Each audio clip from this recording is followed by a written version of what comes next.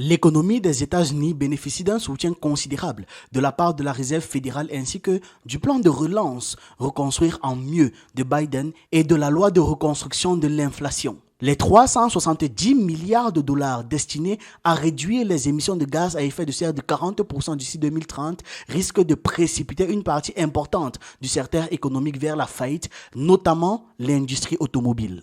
Industrie qui, je le rappelle, est le pilier des États-Unis. C'est l'industrie automobile qui a littéralement construit les États-Unis. D'ailleurs, même les villes américaines sont pensées pour y rouler en voiture. Le potentiel industriel américain ne rivalise pas avec la croissance observée en Chine. Constat qui inquiète beaucoup la secrétaire américaine au Trésor, Janet Yellen, quant à la possibilité de voir les capitaux américains se détourner massivement vers la Chine et les BRICS.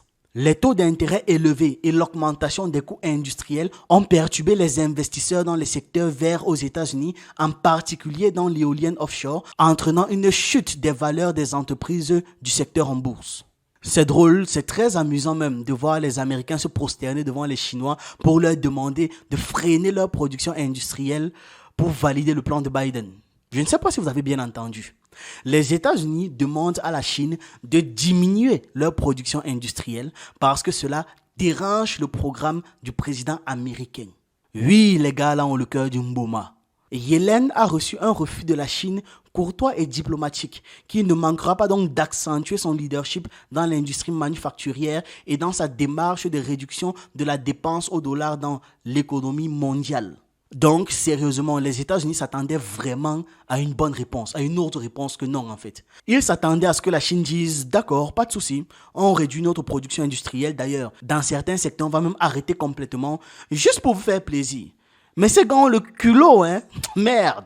Avant qu'on ne continue, pour les nouveaux sur cette chaîne, on parle de culture africaine, d'actualité, d'histoire et on fait des analyses. Aussi, notre équipe offre des services d'animation, de modélisation 2D, 3D et de montage vidéo. Au besoin, contactez-nous à ce numéro et il y a des informations complémentaires en description. Revenons au sujet. Les États-Unis et la Chine s'apprêtent à entamer des pourparlers sur la promotion d'une croissance équilibrée et la lutte contre le blanchiment d'argent selon les déclarations de Madame Yellen. La secrétaire américaine au Trésor a annoncé samedi dernier qu'elle était parvenue à un accord avec le vice-premier ministre chinois Li Feng pour engager des discussions sur une croissance économique nationale et mondiale harmonisée. Cette initiative vise notamment à adresser les préoccupations des États-Unis concernant la surcapacité manufacturière en Chine. Quand c'est eux qui ont l'avantage, qui ont le marché mondial, là, il n'y a pas de souci. On n'a pas besoin d'harmoniser. Mais quand c'est la Chine qui prend l'avantage, on envoie des délégations vouloir harmoniser. Comme par hasard, là, on veut des accords qui harmonisent les trucs. Je me demande, si ça avait été l'inverse, si c'était l'inverse, est-ce que les États-Unis auraient accepté? Est-ce qu'ils auraient même osé imaginer que la Chine leur pose ce genre de questions? Bien sûr que non, ils auraient refusé. Non seulement les gars allaient refuser, mais ils allaient se moquer de la Chine au moins pendant toute la semaine qui allait suivre la demande.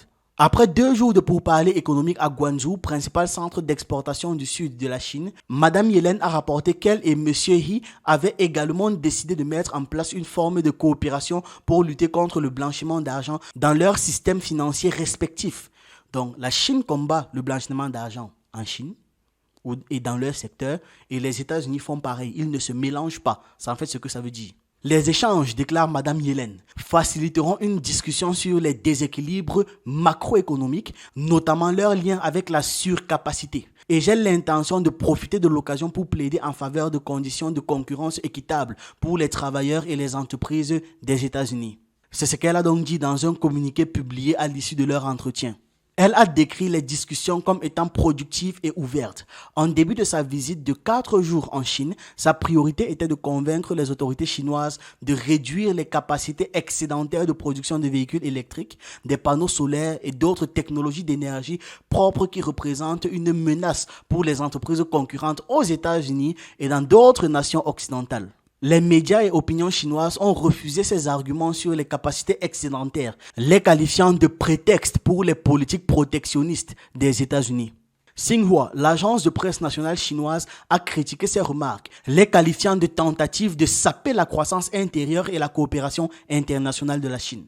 L'agence a suggéré que Washington devrait se concentrer sur la promotion et l'innovation et la compétitivité à l'intérieur de ses propres frontières plutôt que de recourir à des tactiques alarmistes. Quelque temps avant ces événements, l'appel téléphonique entre le président américain Joe Biden et le président chinois Xi Jinping a été marqué par leur consensus sur le fait que, depuis leur sommet de Woodside en Californie en novembre 2023, les relations entre les États-Unis et la Chine commencent à se stabiliser.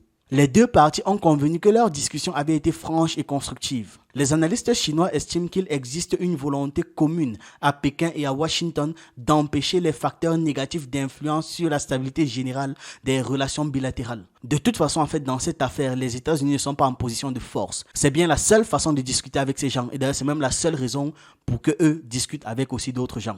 Xi Jinping a noté 3 principes fondamentaux pour orienter l'année 2024. La valorisation de la paix, la priorité à la stabilité et l'importance de passer à l'action après les engagements. Dans l'ensemble, l'appel téléphonique peut être perçu positivement. Xi Jinping et Biden ont exprimé leur volonté commune de stabiliser les relations bilatérales, de gérer les divergences et de promouvoir la coopération. Ils ont convenu qu'une relation stable et prévisible entre la Chine et les États-Unis servait leurs intérêts respectifs. C'est donc pendant cet appel téléphonique que Washington a annoncé que le secrétaire au Trésor, Janet Yellen, effectuerait une visite prolongée en Chine du 3 au 9 avril. Le département du Trésor américain a déclaré qu'elle s'appuierait sur la diplomatie intensive qu'elle a menée pour gérer de manière responsable les relations économiques bilatérales et promouvoir les intérêts américains. Elle a également identifié les domaines de coopération cruciaux où leurs intérêts convergent, notamment la lutte contre le trafic de drogue, l'intelligence artificielle, les canaux de communication militaire et les enjeux climatiques. Elle a envisagé la possibilité d'organiser une autre réunion en personne, bien qu'il n'y ait actuellement aucun élément permettant de spéculer sur la date de cette rencontre. Cependant, elle a souligné que les réunions en personne sont tout aussi importantes que les appels téléphoniques intermédiaires pour le processus. C'est Biden qui a pris l'initiative de l'appel. Washington, confronté à de multiples problèmes à l'intérieur et à l'extérieur de ses frontières, a bien plus besoin de la Chine que l'inverse. Activement impliqués dans les conflits de Gaza et d'Ukraine, ils ne peuvent guère se permettre une escalade du détroit de Taïwan. Une fois de plus, les États-Unis ont besoin de la coopération avec la Chine dans des domaines cruciaux tels que la lutte contre le fentanyl, les changements climatiques, l'intelligence artificielle, la transition vers les énergies vertes et surtout la stabilité financière.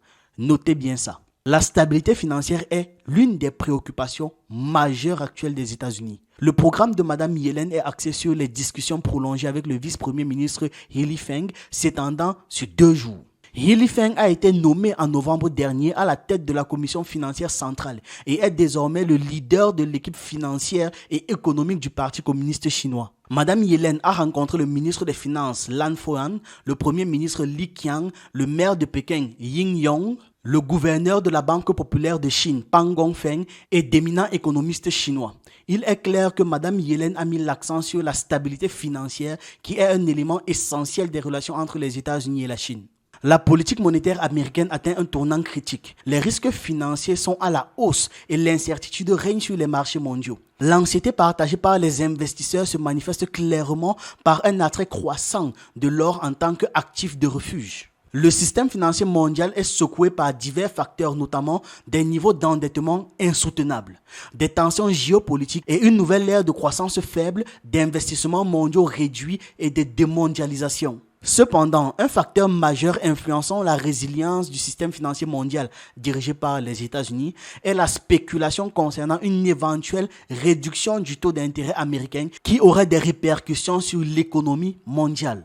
Historiquement, l'assouplissement monétaire américain a été le signe avant-coureur des crises financières mondiales. En tant que première et deuxième économie mondiale, les États-Unis et la Chine joueront un rôle central dans la gestion de toute crise financière. La hausse de l'intérêt en or en tant qu'actif de refuge pour les investisseurs mondiaux est un signal d'alarme de ces événements. La hausse des prix de l'or reflète autant une panique face aux risques entourant le système financier mondial qu'un manque de confiance dans les actifs libellés en dollars américains. Le fait est que la politique monétaire irresponsable des États-Unis a fortement affecté la demande internationale de dollars et d'actifs libellés en dollars. Les signes de la crise économique aux États-Unis deviennent de plus en plus difficiles à cacher. La dette nationale américaine, actuellement estimée à 34 000 milliards de dollars, approche la valeur combinée des économies de la Chine, de l'Allemagne, du Japon, de l'Inde et du Royaume-Uni.